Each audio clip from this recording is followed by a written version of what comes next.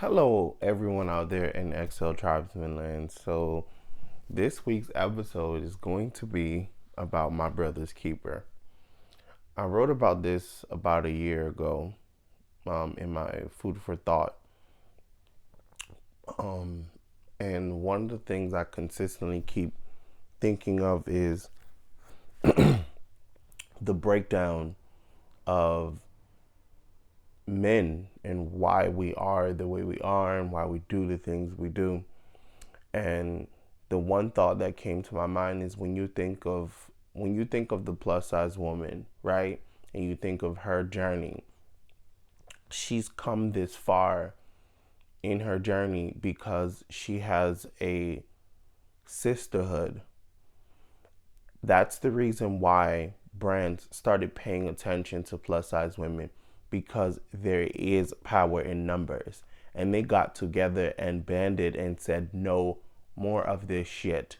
We will not be served these material. We won't be served these clothes that look like they're made out of tablecloths. We just won't do it. And if you won't listen to us, we just won't buy your shit. That's why they won. That's why they're winning. If you look at the men's market, it's taking us this long to get this far because we just now started to say something. We've been so consumed all of this time trying to portray this outlook that somehow has been projected onto us that we shouldn't care what we look like, or it's not a masculine trait to talk about the way you look, quote unquote, in some vain way. Where I think the very existence of being the best version of yourself is actually caring what you look like, because I think that that presents a larger array of how you actually feel about yourself inside. And so a lot of times I find that men who tend to give themselves a little bit more attention in terms of like what they wear, how they dress, how they carry themselves, usually, obviously there's no foolproof way, but usually do care more about the way they look. They usually are better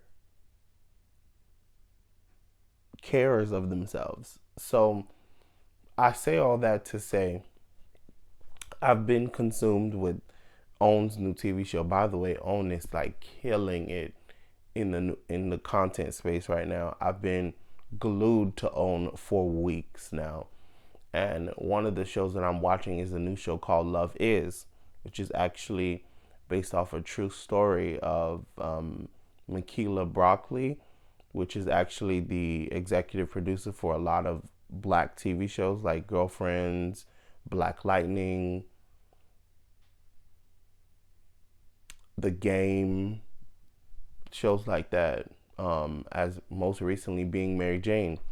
So, so they decide to take a deep dive into their relationship on this show called Love Is, and two of the characters, the main character Nori and the supporting character, his name is Sean, which is actually, I'm sorry, not Nori, said that so wrong. She's actually one of the main characters. Actually, she's actually the girlfriend of the main character, which is actually Yasir. So Yasir and Nori are the main characters. But for this segment in My Brother's Keeper, we're gonna dive into the two guys. So Keith is the best friend of Yasir. Now, in the show so far, we're up to see episode 4. Yasir is completely broken in every way. He's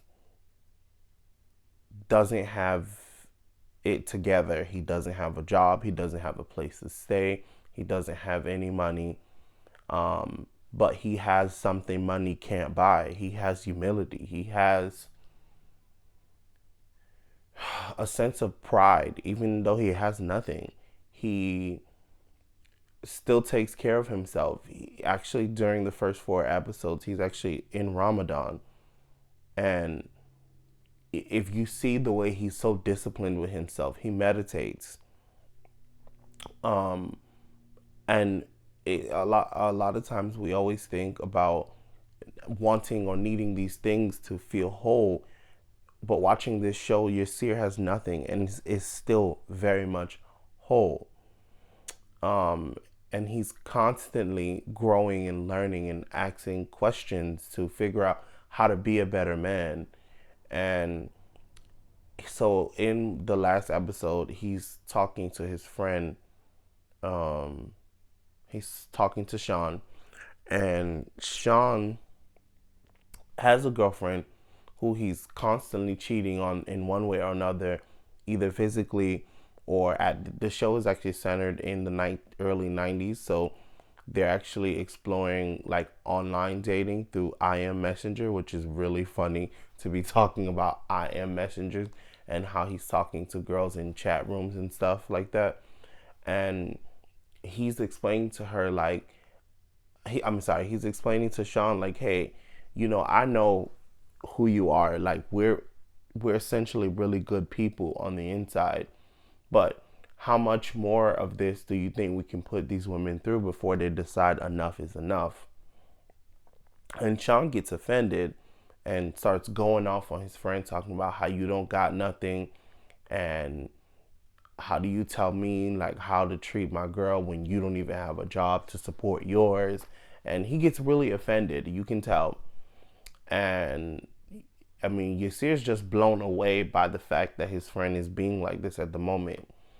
And the one thing I thought of in that moment was like, I wish I can pause right here, and I wish I can insert something into Sean's ear like, hey, you know that although he doesn't have what you have hypothetically, he's actually treating Nori really well as a girlfriend. He is trying to be the best him he can be, even being broke without a job. Right now, he doesn't have a car because his car got repoed. Spoiler alert.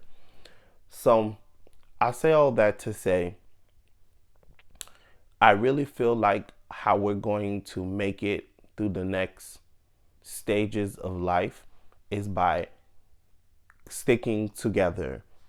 I feel like when men have brotherhoods, they're better husbands, they're better boyfriends, they're better fathers, they're better sons, they're better friends, they're better human beings.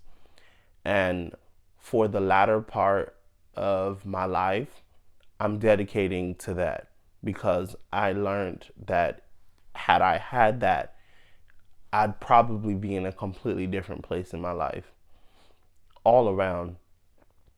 And so I'm dedicated to creating a world that I didn't see when I was growing up, but one that's very much possible.